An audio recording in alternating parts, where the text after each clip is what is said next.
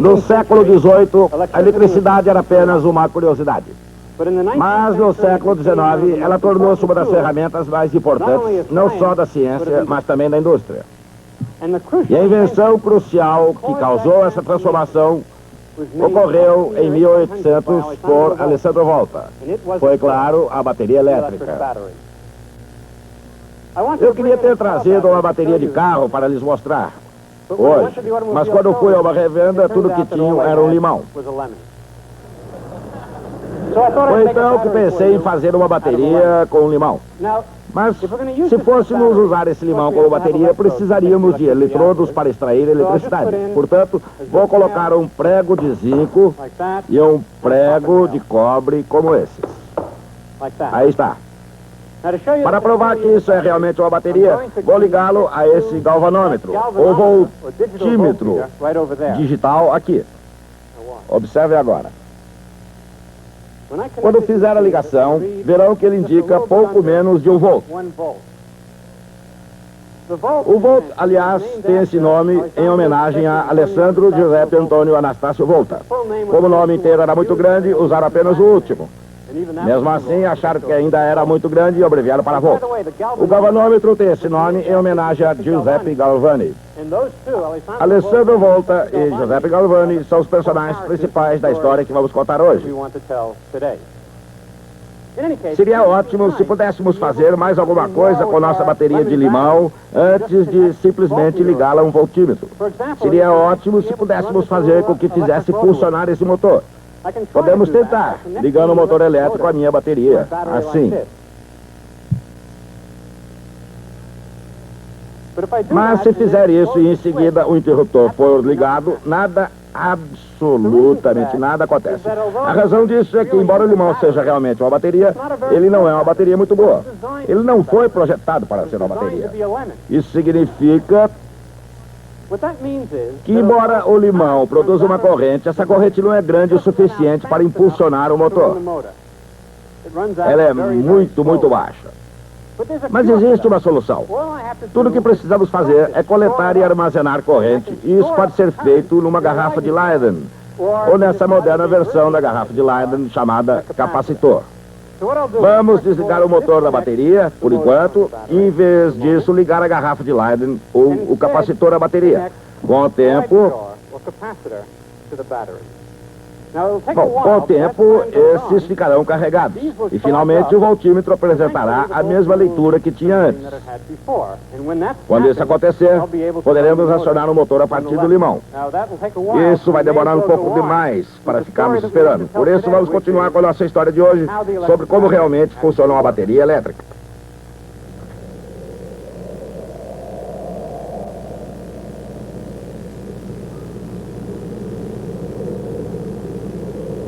A bateria elétrica, inventada em 1800, tem sido usada em muitos aparelhos e em diferentes situações.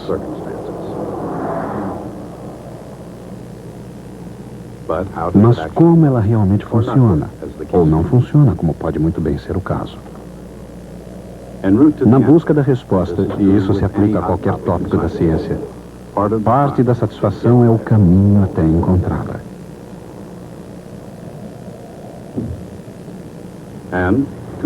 Para compreender como uma bateria realmente funciona, uma forma de começar é produzir um metal a partir da estaca zero.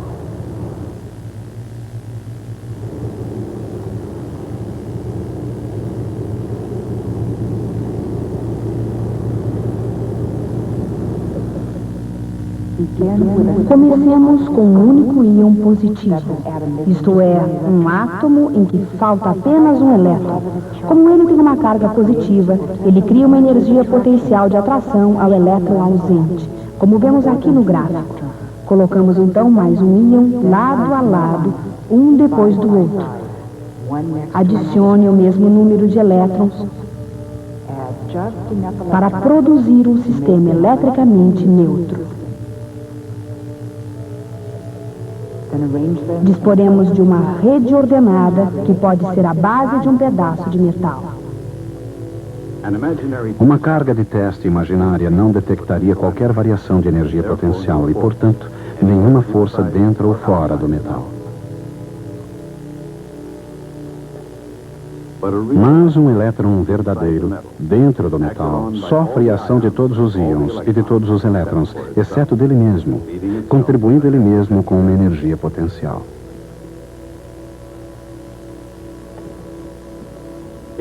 Se esse elétron é transferido de uma parte para outra do metal, os outros elétrons fluem em seu redor para substituí-lo, de maneira que ele tenha a mesma energia potencial em qualquer parte. Isso significa que não existe virtualmente força capaz de impedir que um elétron se mova livremente no metal. Mas além dos limites do metal, não há mais íons ou outros elétrons para ajudar a contrabalançar essas forças. Assim, para extrair um elétron do metal, é preciso uma força gigantesca, capaz de criar um verdadeiro potencial elétrico e deixar o metal com uma carga resultante positiva.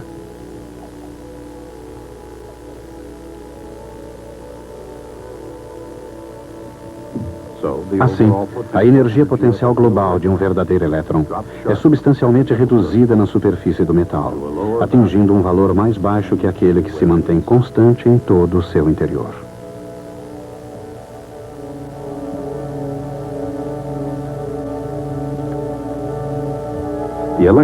Os elétrons de um metal também possuem energia cinética, mas não o suficiente para conseguir escapar.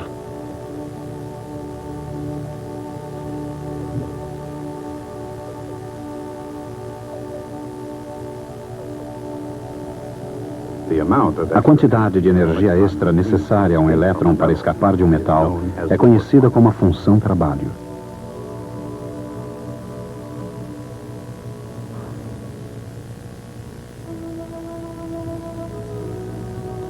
Alessandro Volta surgiu antes que alguém tivesse sido capaz de construir uma bateria elétrica e muito menos observar a estrutura interna de um metal. Mas Volta, na verdade, tinha algum conhecimento sobre metais, suas propriedades e características. Nesse aspecto, Alessandro Volta estava muito à frente da sua época.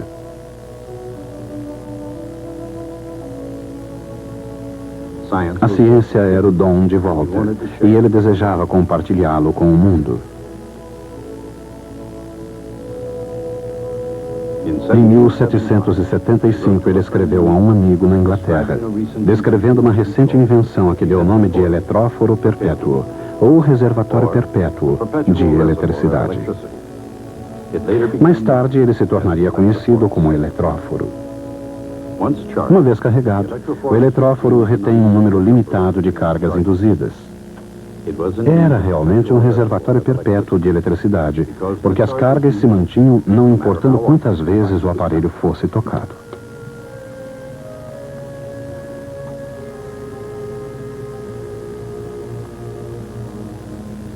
A comunidade científica saudou a invenção de Volta. E na Inglaterra, Joseph Priestley a descreveu como a invenção mais significativa desde a garrafa de Leyden. Ao mesmo tempo que a invenção do eletróforo ofereceu à ciência uma oportunidade de progredir, ofereceu ao seu inventor a oportunidade de visitar alguns dos países que só conhecia através de correspondência. Na Holanda, por exemplo, Volta estudou a famosa máquina elétrica de Martinus von Maron.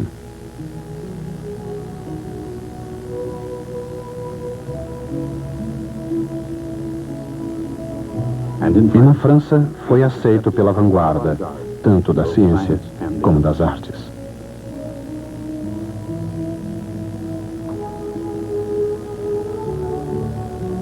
Paris era a cidade de Pierre-Simon Laplace, astrônomo e físico matemático, e do grande químico Antoine Lavoisier.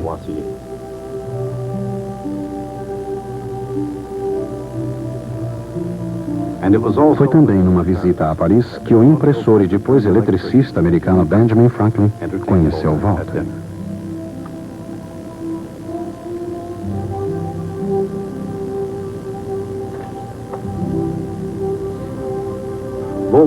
Volta chegou a Paris em 1781 e durante sua estada realizou grandes feitos científicos. De fato, nas palavras de um admirador parisiense, Volta foi saudado como Newton da eletricidade. Assim, foi natural que visitasse universidades inglesas antes de voltar à Itália.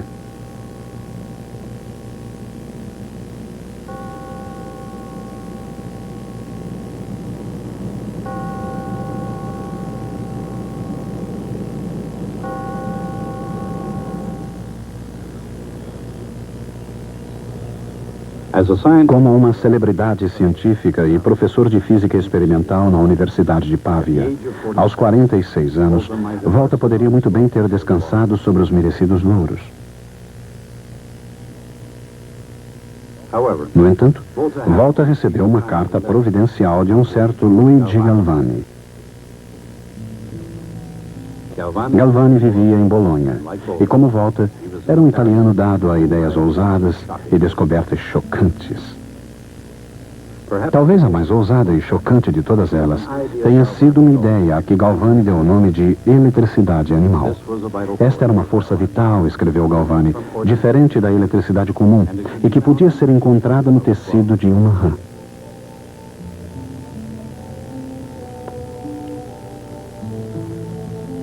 Naquela época, como ainda hoje, um impulso elétrico provoca a contração da perna de uma rã. Em outras palavras, quando o nervo da coxa de uma rã recém-dissecada recebe um pequeno impulso elétrico, ocorre uma contração muscular.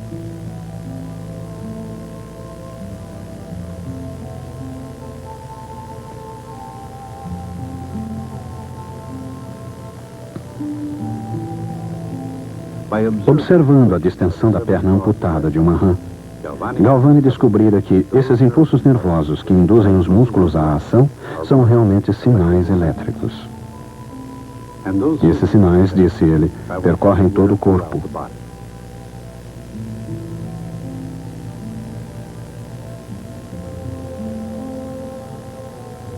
Mas Galvani acreditava que se tratava de eletricidade animal armazenada no nervo da rã, como eletricidade comum armazenada numa garrafa de Leiden. Achava que uma descarga de eletricidade animal provocava o movimento do músculo.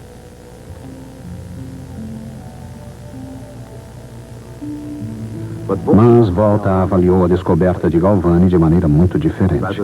Em vez de detectar a chamada eletricidade animal em todas as partes do corpo, Volta só detectou o impulso na perna da rã. Ele chegou à conclusão de que a eletricidade animal era a eletricidade comum, simplesmente um choque produzido quando dois metais no circuito de Galvani por acaso entravam em contato.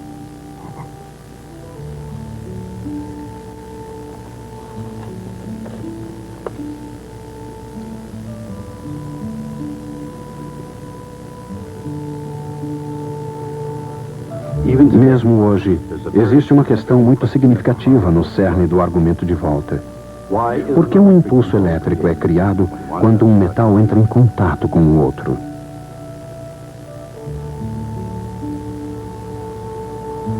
Cada metal, o zinco, por exemplo, tem uma função trabalho que impede a saída dos elétrons.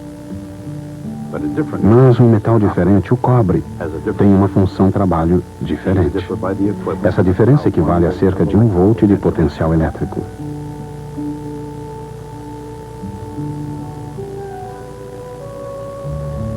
Quando dois metais entram em contato, a barreira na interface desaparece. E os elétrons ficam livres para fluírem pelos metais, indo para onde haja uma menor energia total.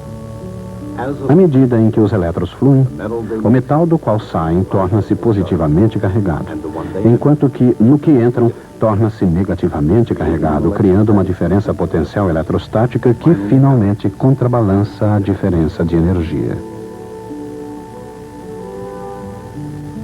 Então, o fluxo é interrompido. Se os dois metais forem separados agora, cada um tem uma carga elétrica resultante e uma diferença de potencial eletrostático existe entre eles.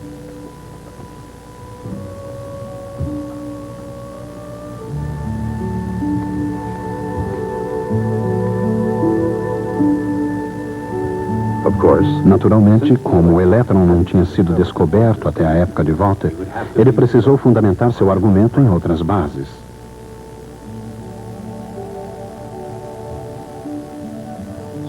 Assim, ele inventou a pilha voltaica, que se assemelhava a uma enguia elétrica. Sua intenção talvez tenha sido a de chocar Galvani. De qualquer maneira, uma das razões pelas quais a enguia produz eletricidade é porque uma certa quantidade de umidade flui entre os discos de sua nadadeira, funcionando como um eletrólito, que é um fluido que contém íons positivos e negativos em solução.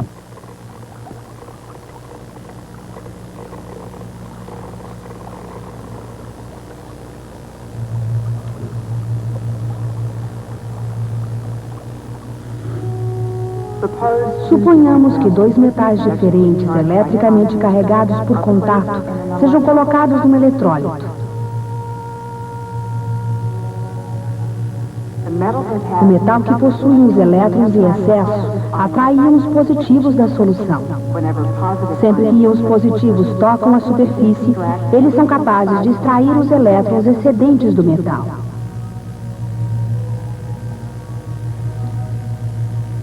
Enquanto isso, o outro metal, no qual faltam elétrons, atrai íons negativos. Quando íons negativos alcançam a superfície, os elétrons faltantes podem ser angariados.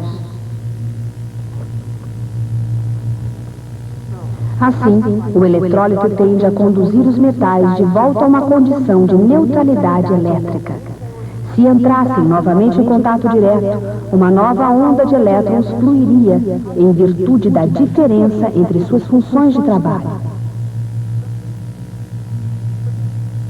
Mas agora, graças ao eletrólito, a onda não é interrompida. Os elétrons continuam fluindo de um metal para outro, sendo continuamente substituídos pelos íons da solução, até que toda a energia química da solução tenha se esgotado.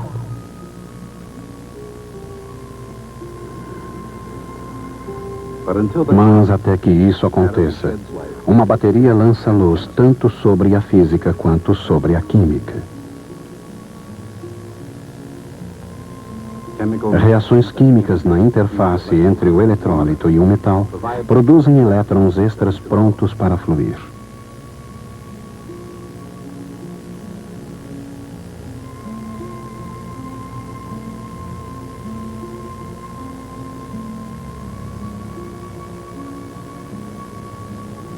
No ponto de contato entre um metal e outro, a diferença de energias dos elétrons de cada um dirige os elétrons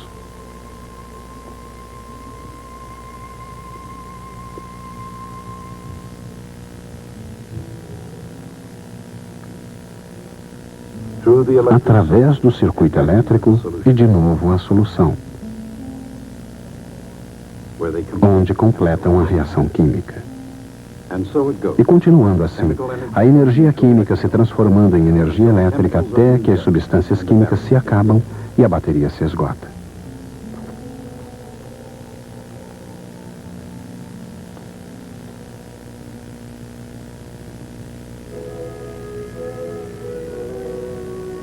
Essa é a teoria que baseia a invenção de Volta. E até certo ponto a razão pela qual a bateria elétrica e a enguia elétrica funcionam da mesma maneira.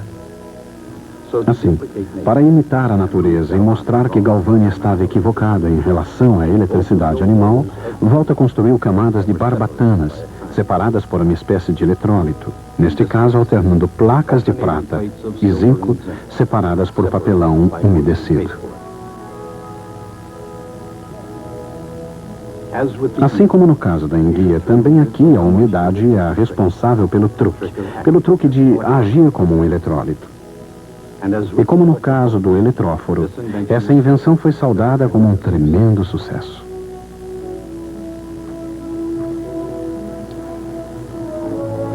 Napoleão Bonaparte, por exemplo, um imperador sempre interessado nos acontecimentos correntes em sua época, saudou a invenção de Volta como a maior de todos os tempos. E embora isso seja uma questão de opinião, não há dúvida que Volta desenvolveu a primeira bateria elétrica do mundo.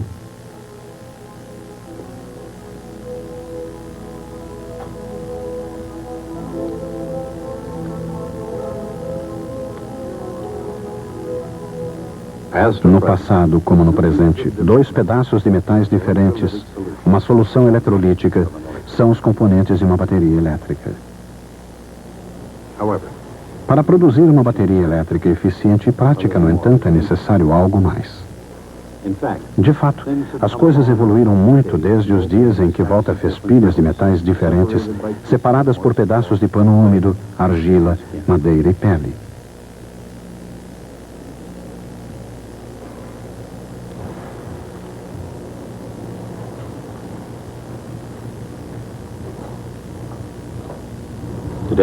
Hoje, por exemplo, fornalhas derretem pesadas barras de chumbo.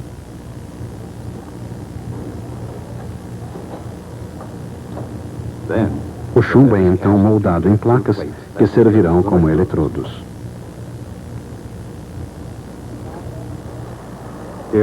Aqui as placas são revestidas com uma pasta barrenta, uma mistura de óxido de chumbo, ácido e água.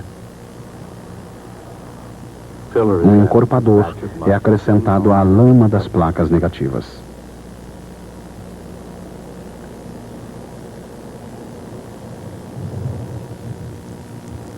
Em seguida, as placas são montadas, alternando as placas positivas e negativas com uma camada de fibra de vidro entre elas.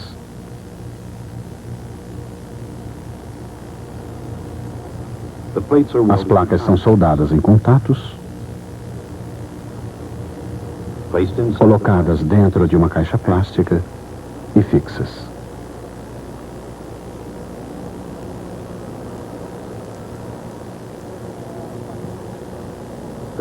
As caixas são preenchidas com uma solução de ácido sulfúrico.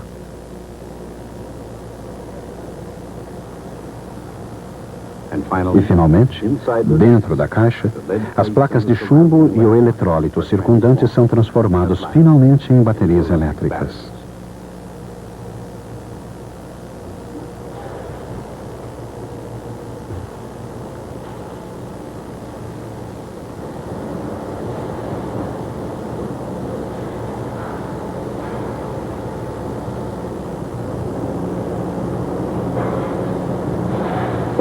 Mas se ambos os eletrodos são feitos do mesmo material, isto é, se ambos os eletrodos forem de chumbo e não, digamos, de zinco e cobre, como funcionam essas baterias?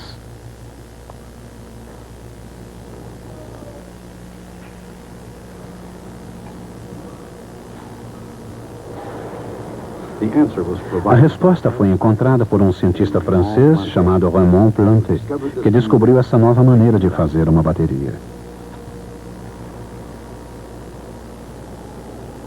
Ele colocou dois eletrodos do mesmo metal, chumbo, num eletrólito, uma solução fraca de ácido sulfúrico. Em seguida, aplicou uma voltagem entre os eletrodos, impulsionando a corrente elétrica através da solução.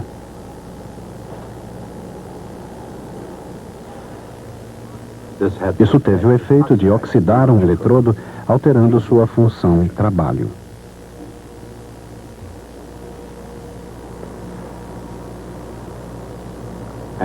A partir daí, o princípio é o mesmo da pilha de Volta. Mas essa bateria tinha uma grande vantagem. Era reversível. Uma vez carregada, estava pronta para ser utilizada. Depois de usada e descarregada, podia ser recarregada. Essa é a ideia básica que rege uma moderna bateria chumbo-ácida, a bateria do automóvel. É claro que o automóvel de hoje é muito mais do que uma simples bateria. Mas isso é tudo o que é necessário para fazer essas máquinas complexas começarem a se movimentar. Assim, os motoristas de todo o mundo devem muito a Alessandro Volta. Quer sejam abençoados com um doce ou amaldiçoados com um limão.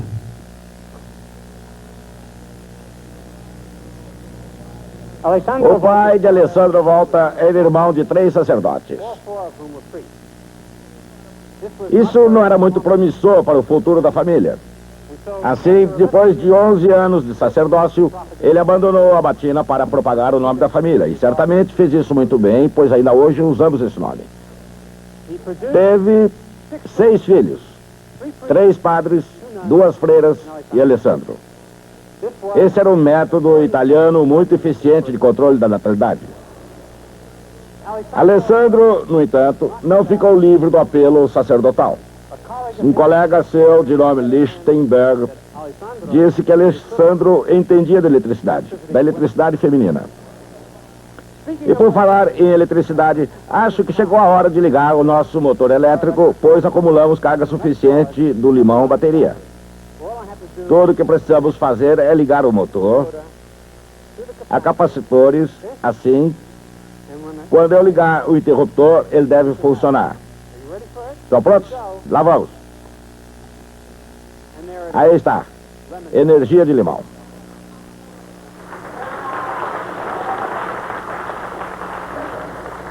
Acho que jamais vou conseguir superar essa demonstração.